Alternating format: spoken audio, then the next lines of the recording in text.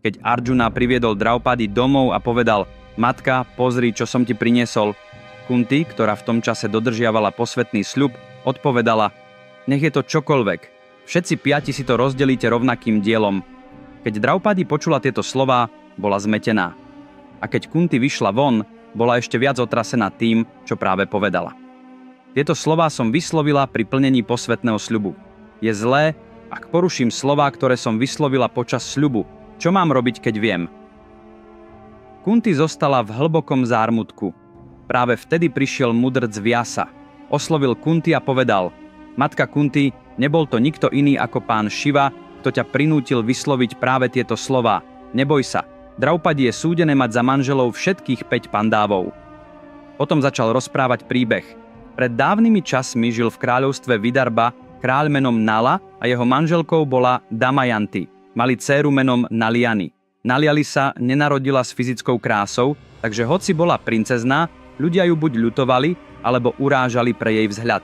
Nikto sa s ňou nechcel oženiť. Zarmútená Naliani odišla do lesa a vykonávala prísne pokánie, aby potešila pána Šivu. Šiva, dojatý jej oddanosťou, sa jej zjavil a povedal: Dieťa moje, požiadaj ma o akékoľvek dobrodenie, po ktorom túžiš. Ona odpovedala: V mojom ďalšom zrodení chcem mať manžela, ktorý je mimoriadne spravodlivý a cnostný. Šiva povedal: Tathastu, pokračovala. Chcem tiež, aby môj manžel bol mimoriadne mocný. Tathastu, povedal Šiva. A chcem, aby bol veľkým bojovníkom na bojovom poli. Tathastu, môj manžel by mal byť aj mimoriadne pekný. Tathastu, môj manžel ma musí predovšetkým hlboko milovať. Tathastu, povedal Šiva a zmizol. Nevedomky Naliani žiadala 5 rôznych vlastností, v podstate 5 rôznych manželov. Tá istá Naliani sa v tomto živote narodí ako Draupadi. To je tvoj osud, dieťa moje, povedal Vyasa Draupadi. Keď to Draupadi počúvala, bola ohromená a začala plakať. Milujem Arjunu, zvolala. Prišla som sem v nádeji, že s ním strávim radostný život. Teraz však hovoríš, že musím byť manželkou všetkých 5 bratov. V našej spoločnosti je bežné, že jeden muž má viacero manželiek, ale počuli ste niekedy o žene s viacerými manželmi? Čo si o mne pomyslí svet? Ako to môžem urobiť? Nádeje, túžby a šťastie, ktoré som mala v srdci v deň svojej svadby. Jediným výrokom ste ich všetky prevrátili na ruby. Toto pre mňa nie je možné. Potom Vyasa opäť prehovoril: Dieťa moje, teraz máš pred sebou 3 možnosti. Prvou je odísť s Arjunom, tvojim manželom, a odísť. Možno s ním budeš nejaký čas žiť šťastne, ale počase by si Arjuna mohol spomenúť na svoju rodinu a obviniť ťa, že si ho prinútila opustiť ju. Jeho hnev a zášť by rástli a hoci by s vami zostal na celý život, prechovával by voči vám nenávisť. Chceš, aby človek, ktorého miluješ, žil vedľa teba a zároveň tebou opovrhoval? Druhou možnosťou je, aby si opustil Arjunu a vrátil sa do Pančali. Potom by ťa však po zvyšok života vnímali ako ženu, ktorú odvrhol jej muž, a nikto by si ťa nevzal. Ľudia by sa na teba pozerali len s ľútosťou, rovnako ako v tvojom minulom živote. Chceš to? Treťou možnosťou je, aby si prijala všetkých 5 za svojich manželov, milovala ich rovnako, starala sa o nich ako matka a udržiavala ich v jednote. Takto si môžu podmaniť celý svet. Stala by si sa ideálnou manželkou, veľkou pativratou, vrcholne oddanou ženou, akú história nikdy, dôkladne si to premyslí. Draupadi dlho plakala, hlboko uvažovala a napokon, nemajúc inú možnosť, súhlasila. Ale prvoradou vlastnosťou manželky je milovať svojho manžela. Ako by som mohla milovať všetkých 5? Spýtala sa. V tej chvíli prišiel mudrc Narada, zvolal: Narayana, Narayana, a povedal: Budem rozprávať o niečom, čo sa stalo v minulosti. Kedysi dávno žili 2 bratia Asurovia menom Sunda a Upasunda. Prinútili pána Brahmu, aby im udelil dobrodenie, že ich nikto nemôže zabiť. Brahma im však namiesto toho požehnal, že môžu zomrieť len vtedy, ak sa zabijú navzájom. Obaja bratia žili v takej mimoriadnej harmónii a bratskej láske, že boli prakticky jednou dušou v 2 telách. Keďže však ich démonická povaha každým dňom rástla, Brahma rozhodol: musíme ich nejako prinútiť, aby sa navzájom zničili. Prikázal Višvakarmovi, aby stvoril ženu, ktorej krásu nikto v 3 svetoch nikdy nevidel ani nepočul. Višvakarma zhromaždil najvzácnejšie drahokamy, mimoriadne vzácne a cenné, z podsvetia, zeme a neba. Z každého drahokamu vzal malý kúsok a všetky ich spojil, aby vytvoril výnimočne krásnu ženu menom Tilottama. Bola taká nádherná, že pred ňou ani po nej nebolo nikoho takého krásneho. Priatelia, verili by ste, že čítanie pútavého príbehu môže niekomu zmeniť život?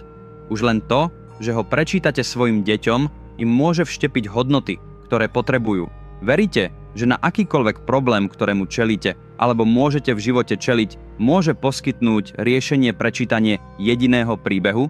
Áno, je to možné. Jediné s najväčším eposom, aký bol kedy v dejinách ľudstva vyrozprávaný, Mahabháratou. Tento príbeh je 100-krát napínavejší ako superhitový film. Je to výzva. Mahabhárata napísaná Vikramaditovými slovami je k dispozícii v 2 zväzkoch, v tlačenej podobe aj ako elektronická kniha, na Amazone a v ďalších 43 internetových obchodoch. Táto kniha je dostupná v 54 jazykoch na celom svete. Odkazy som uviedol v popise pod týmto videom. Objednávajte teraz, pretože toto nie je len kniha, je to pokladnica poznania pre váš život.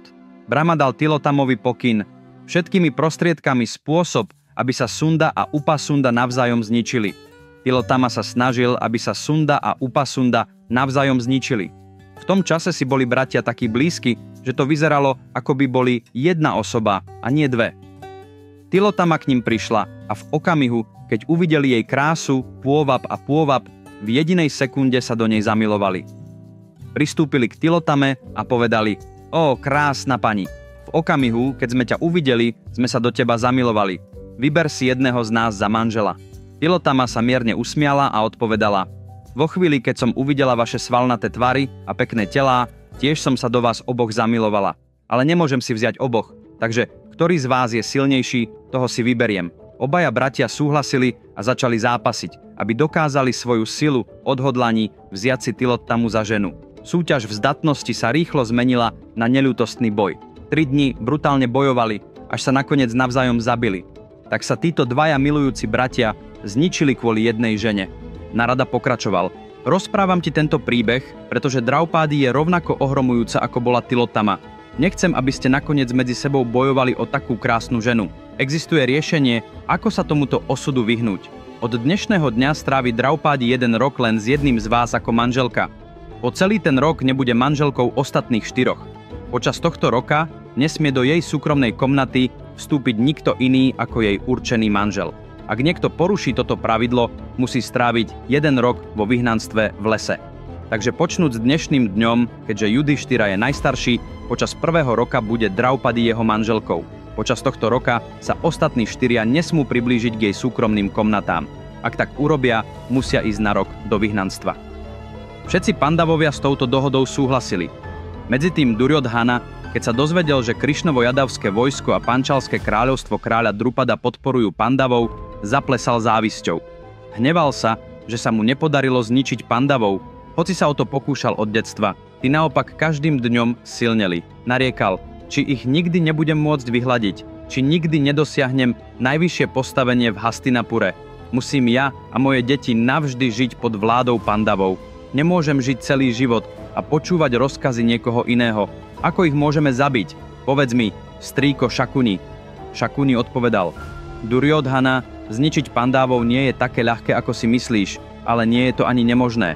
Mám stratégiu, ktorá ich úplne zlikviduje. Priatelia, zostaňte naladení na ďalší diel, ktorý posunie tento príbeh na ešte vyššiu úroveň. Nenechajte si ju ujsť. Opäť sa stretneme budúcu sobotu v rovnakom čase. Objednajte si moju knihu Mahabhárata už teraz. Odkazy sú uvedené v popise pod týmto videom. Ak ste sa tiež ešte neprihlásili na odber môjho kanála, okamžite tak urobte. Dovtedy sa majte na pozore. Ahoj!